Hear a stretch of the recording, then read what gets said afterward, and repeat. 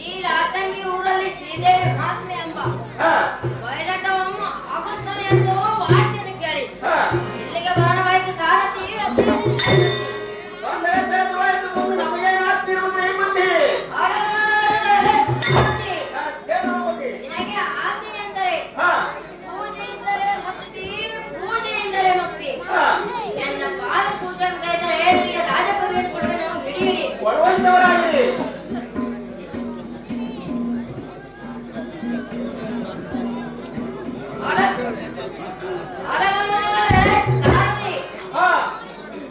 ನನ್ನ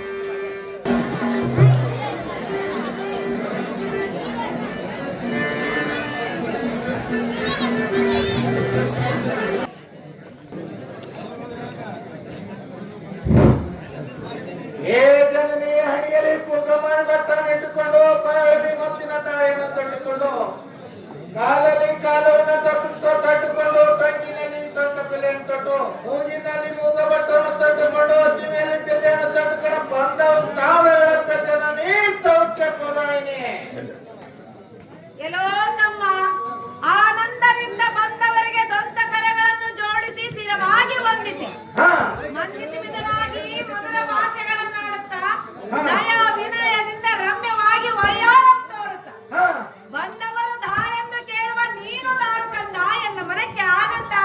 ಹೇ ಜನನಿ ನಾನು ಬಂದರೆ ಗುಂಡಪ್ಪನ ಮಗ ಗುಂಡಪ್ಪನವ ದೊಡ್ಡವನಾದನು ಒಟ್ಟೊಟ್ಟಿಗೆ ನಾನು ಹೋಗಿದ್ದೆ. ಅಲ್ಲಿ ದೊಡ್ಡ ಸೌಕರ್ಯನ ಮನೆಯಲ್ಲಿ ಹೆಣ್ಣು ಕೊಡುತ್ತೇನೆ ಎಂದು ಅಡ್ಡದೋಷೆ ಬಿಟ್ಟು ಆ ಹೆಣ್ಣು ನೋಡಿದ್ರೆ ಮುಗಿದಿಲ್ಲ ಈ ಹೆಣ್ಣ ಭಾಷೆಯನ್ನು ಮತ್ತೆ ಮಾಡ್ಕೊಂಡೆ ಬಂದೆ.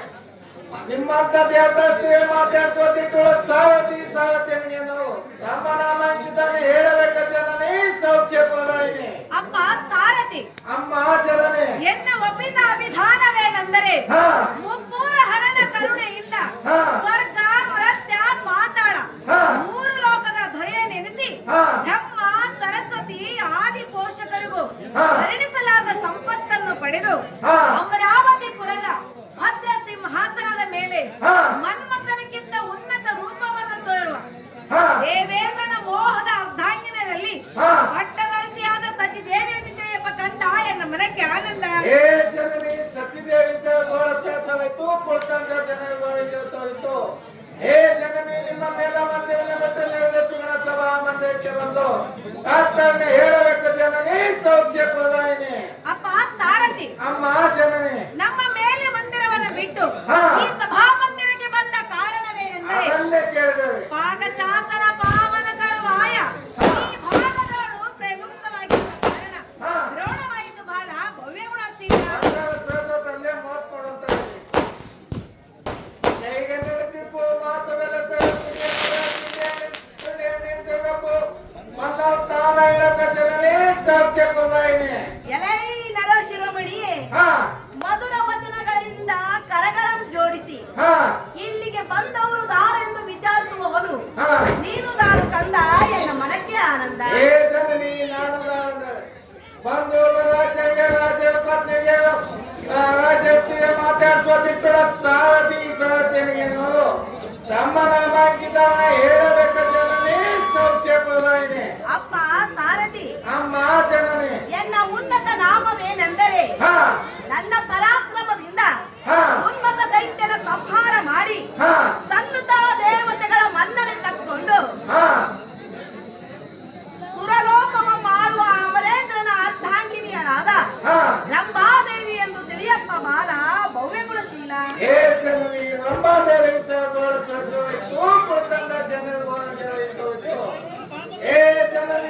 ಮೇಲೋನ್ನತ ನೆಲೆಯ ಸುಗಡ ಸಭಾಮಂದಿರಕ್ಕೆ ಬಂದು ತಾತ್ಪರ್ಯ ಹೇಳಬೇಕು ಜನನಿ ಸೌಖ್ಯಪುರಾಯಿನಿ.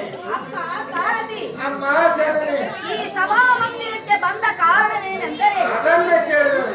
ಎನ್ನ ನರ್ಮದನಾದ ಇಂದ್ರನಿಗೆ ರಮಣೀಯ ನಾಮವೇ ವೇದಗತಿ. ಸರಿಗಮ ಪದದಿಂದ ಸಪ್ತ ಸ್ವರಗಳ ಗಾಯನವನ್ನು ಮಾಡಿ ಸನ್ಮಾನ ಪಡೆಯುವುದಕ್ಕೆ ಬರೋಣವಾಯ್ತಪ್ಪ ಬಾಲ ಸದ್ಗುಣ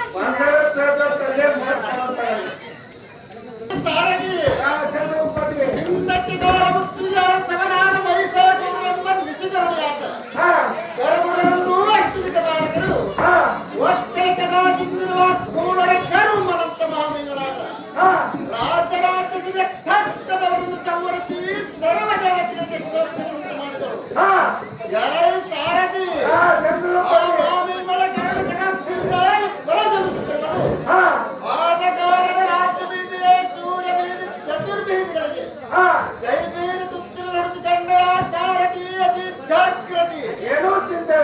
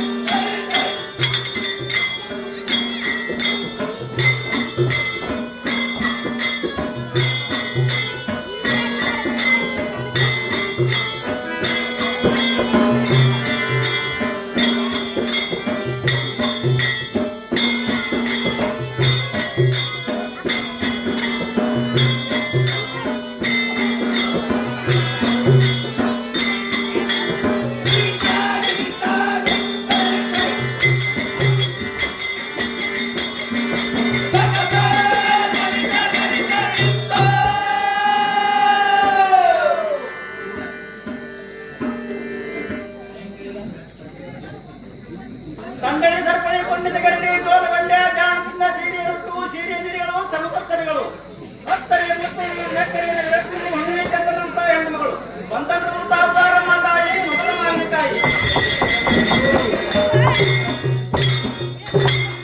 ಏನಯ್ಯ ಸಂಗೀತಗಾರ ಸುಬ್ರಹ್ಮಣ್ಯೇ ಒಂದು ವೇಳೆ ಮಾತನಾಡಿದರೆ ಮಾತನಾಡುವುದಿಲ್ಲ ದಾರಾಳೋ ದಾರಿಲೋ ನೀವೇ ವಿಚಾರ ಮಾಡಿ ನೋಡುವಂತವರಾಗಿದೆ ಸಾರಥಿ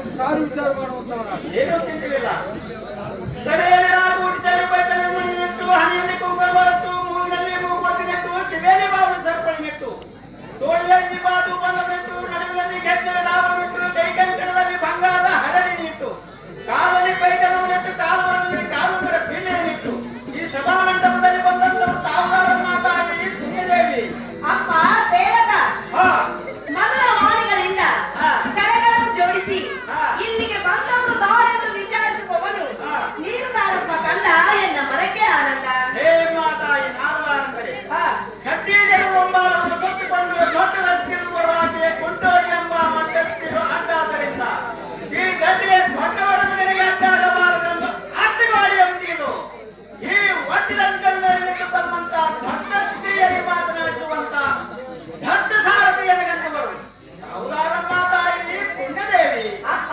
ಸಾರಥಿ ಹೇ ಮಾತಾಯಿ ನಾನು ದಾರೆಂದರೆ ಸ್ವರ್ಗ ಲೋಕದಲ್ಲಿರುವ ಪಾರ್ವತಿ ಲಕ್ಷ್ಮಿ ಸರಸ್ವತಿ ಮೊದಲಾದ ದೇವತೆಯರು ಇದಲ್ಲದೆ ಸುರಲೋಕವನ್ನು ಆಳುವ ಇಂದ್ರನ ಮೋಹದ ಮಡದಿಯರಾದ ಶಚಿದೇವಿ ರಂಭಾ ಊರ್ವಶಿ ಮೇನಕಿ ಮೊದಲಾದ ಗಂಧ ಸ್ತ್ರೀಯರ ಮನೋವಿಲಾಸ ಏನಿರುವುದು ಅವರ ಸೇವೆ ಮಾಡುವ ದೂತಿಕಾದೇವಿ ಎಂದು ತಿಳಿಯಪ್ಪ ಬಾಲ ಭವ್ಯಗೊಳಿಸಿಲ್ಲ ದೂತಿಕಾ ಸ್ತ್ರೀಯರಾದರೆ ಘೋರಸಾಧುವಾಯಿತು ಕುಳಿತಂತ ಜನರಿಗೆ ಬಹು ರಂಭೆವಾಗಿ ತೋರಿತು ನಿಮ್ಮ ಅಂದವಾದ ಮೇಲ ಮಂದಿರ ಸಭಾ ಮಂದಿರಕ್ಕೆ ಬಂದ ಕಾಲವೇ ನಮ್ಮ ತಾಯಿ ಸೌಖ್ಯಪ್ರದಾಯಿ ಅಪ್ಪ ಸಾರಥಿ ಹೇ ಮಾತಾಯಿ ಈ ಸಭಾ ಮಂದಿರಕ್ಕೆ ಬಂದ ಕಾರಣವೇನೆಂದರೆ ಎಂಬ ಒಡವೆಯಾದ ಸತಿದೇವಿಯವರ ದರ್ಶನಕ್ಕೆ ಬರೋಣವಾಯ್ತಪ್ಪ ಬಾಲ ಭವ್ಯಗೊಳಿಸಿಲ್ಲ ಬಂದರೆ ಮುಂದೆ ನಮಗೇನಾಗ್ತೇವೆ ಇದೇ ಮೋಟ್ ಮಾಡುವಂತದ್ದಾಗಿದೆ ಕಾಣವಲ್ಲವಾ ಹೇಳ್ತೇನೆ ಕೇಳುವಂತವರಾಗಿರಿ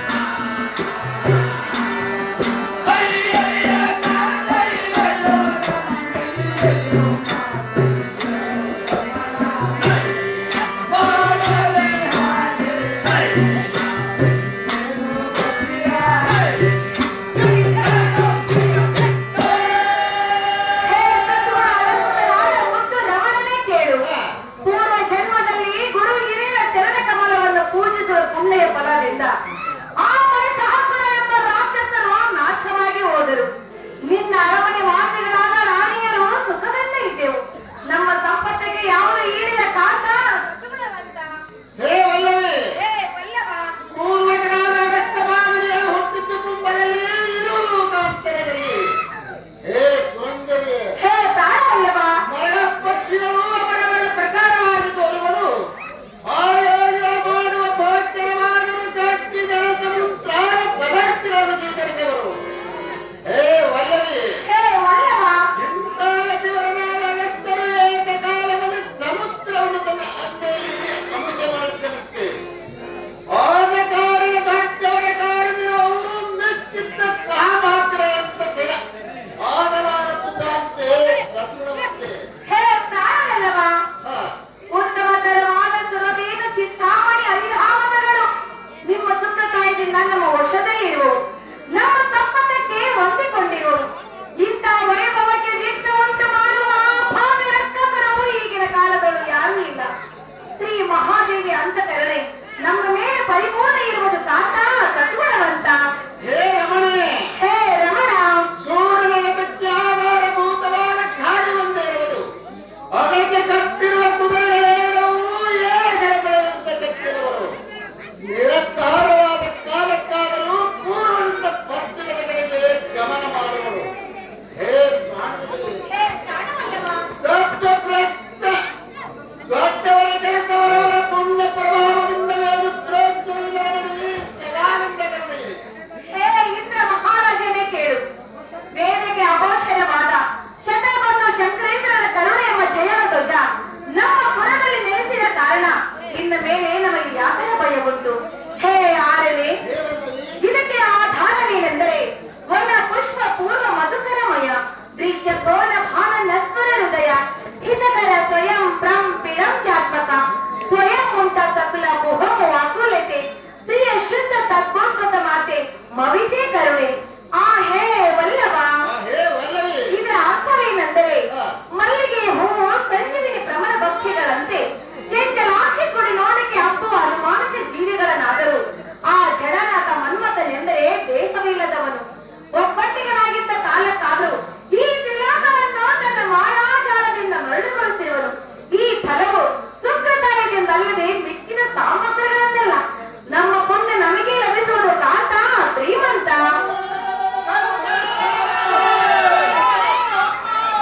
ಹೇ ಪ್ರಾಣವಲ್ಲವ, ಹೇ ಪ್ರಾಣದಲ್ಲಿ ಹೇಳ್ತೇನೆ ಕೇಳುವಂತವರಾಗಿರಿ. ಏನಿರುತ್ತೆ ನಾಗಿ ಬೆಳೆಯುವಂತವಳಾಗು.